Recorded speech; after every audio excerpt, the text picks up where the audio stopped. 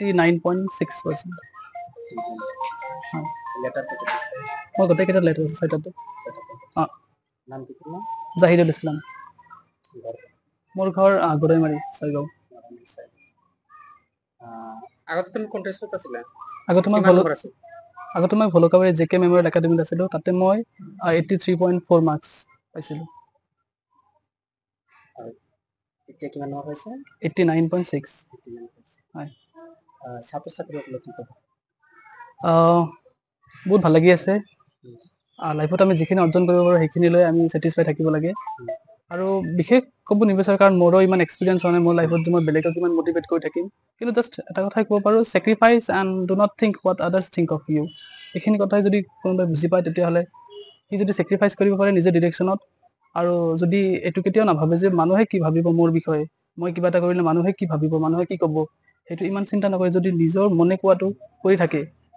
সদায় সঁচা কামটো যিটো সি মনে একদম পেশ্যন অনুসাৰে কৰিব বিচাৰে তেতিয়াহ'লে মই ভাবোঁ লাইফত ছাকচেছ পোৱাটো বহুত ইজি হৈ যায় আৰু ছাকচেছৰ পথত চলাটো বহুত ভাল হয় আৰু পেছাগত শিক্ষক শিক্ষয়িত্ৰীক কি ক'ব শিক্ষক শিক্ষয়িত্ৰীক মই কি ক'ম আৰু ধন্যবাদ দিও সিহঁতৰ ঋণ শোধ কৰিব নোৱাৰোঁ চব ক্ৰেডিট সিহঁতে মোক ইয়াতে আজি থিয় হৈ থকাৰ কাৰণে এবল কৰিছে মোৰ মা দেউতা আছে যিহেতু মোক আজি ইয়াতে থিয় হৈ থকাৰ কাৰণে এবল কৰিছে চ' সৰুকৈ এটা ধন্যবাদেই কওঁ আৰু ইয়াৰ বাহিৰত মই বিচাৰি নাপাওঁ যে সঁচাই যি কৰোঁ যিমান পৃথিৱীৰ যিমান ডাঙৰ কামেই নকৰোঁ কিয় সিহঁতৰ ঋণ কেতিয়াও শোধ কৰিব নোৱাৰোঁ কাৰণ সিহঁতেই জীৱনৰ প্ৰত্যেকটো যুদ্ধৰ লগত কেনেকৈ যুঁজ কৰিব লাগে সেইটো শিকাইছে বেলেগ বেলেগ বছৰৰ দৰে এই বছৰ আমাৰ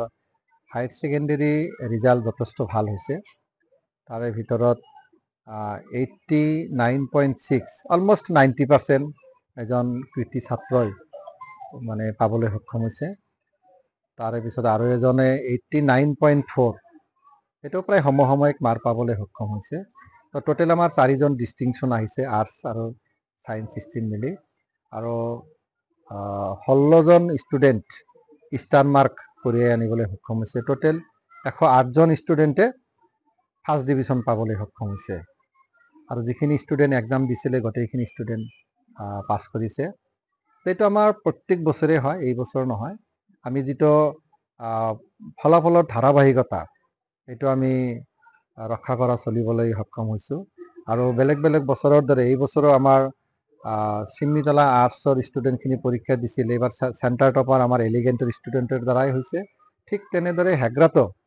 আমাৰ ছায়েন্সৰ ল'ৰা ছোৱালীখিনি পৰীক্ষা দিয়ে তাতে কেইবাখন স্কুলো দিয়ে তাৰে ভিতৰত আমাৰ এলিগেণ্টৰ ল'ৰা এজনে চেণ্টাৰ টপাৰ হ'বলৈ সক্ষম হৈছে এতিয়া আমি যথেষ্ট আনন্দিত উৎফুল্লিত আজিৰ এই ফলাফলক লৈ আমি আশাবাদী আগন্তুক দিনতো আমাৰ এলিগেণ্টে এই যিটো ধাৰাবাহিকতা চলি আছে সেইটো ৰক্ষা কৰিবলৈ সফল হ'ব এইটো ঠিকেই কৈছে মানে বছৰ অনুযায়ী বেটছৰ ষ্টুডেণ্ট অলপ ভাল বেয়া থাকে যোৱা বছৰত আমাৰ 94% হাইষ্ট আহিছিলে ছায়েন্স ষ্ট্ৰীমত কিন্তু এই বছৰ আহিছে আমাৰ 87 ছায়েন্স ষ্ট্ৰীমত গতিকে যোৱাবাৰৰ তুলনাত আমাৰ অলপ বেয়া হৈছে ৰিজাল্টটো হ'লেও যিহেতু বেটছটো অলপ দুৰ্বল আছিলে বেটছৰ হিচাপত আমি যথেষ্ট আনন্দিত সুখী আজি যিটো ফলাফল ঘোষণা হৈছে মই এইখিনি কম শ্ৰদ্ধাৰ অভিভাৱক অভিভাৱিকাসকলক আপোনালোকে ল'ৰা ছোৱালী আমাৰ এলিগেণ্টত দিয়ক আমি আপোনালোকৰ ল'ৰা ছোৱালীৰ দায়িত্ব ল'ম মানুহ বনোৱাৰ দায়িত্ব ল'ম আপোনালোকৰ যিটো সপোন আছে সেই সপোন আমি বাস্তৱত পৰিণত কৰি দিবলৈ আপ্ৰাণ চেষ্টা কৰিম আৰু লগতে ছাত্ৰ ছাত্ৰীখিনিক মই এইখিনিয়ে কথাই ক'ম তোমালোকে কষ্ট কৰি যোৱা চেষ্টা কৰিলে ছাকচেছ হ'ব পাৰি আৰু আমি লগত থাকিম আমি যে গাইড হিচাপে থাকিম ছাত্ৰ ছাত্ৰীখিনিৰ আৰু আমি আছোঁই অতদিনে গতিকে এইখিনি তেওঁলোকে কষ্ট চেষ্টা কৰিলে আমি লগত থাকিলে মই ভাবোঁ তেওঁলোকে কৃতকাৰ্য হ'বলৈ সক্ষম হ'ব বিশেষ ক'ব লগা একো নাই কিন্তু আৰু বহুতেই আছে কাৰণ ইয়াত যদি কিবা অৱদান থাকে হয়তো বা স্কুলৰ শিক্ষাৰ্থীৰ অৱদান আমি ধৰক আমাৰতো কোনো শিক্ষাবিদ্যা নাই এনেই সাধাৰণ মানুহ আমি ইমানখিনি নাজানো কথা হ'ল কি একফালে আনন্দ আৰু একফালে মানে দুখৰো কিছুমান কথা থাকে আজি যদিও সন্মান কঢ়িয়াই আনিছে কিন্তু এইটো তেওঁলোকৰ অৱদান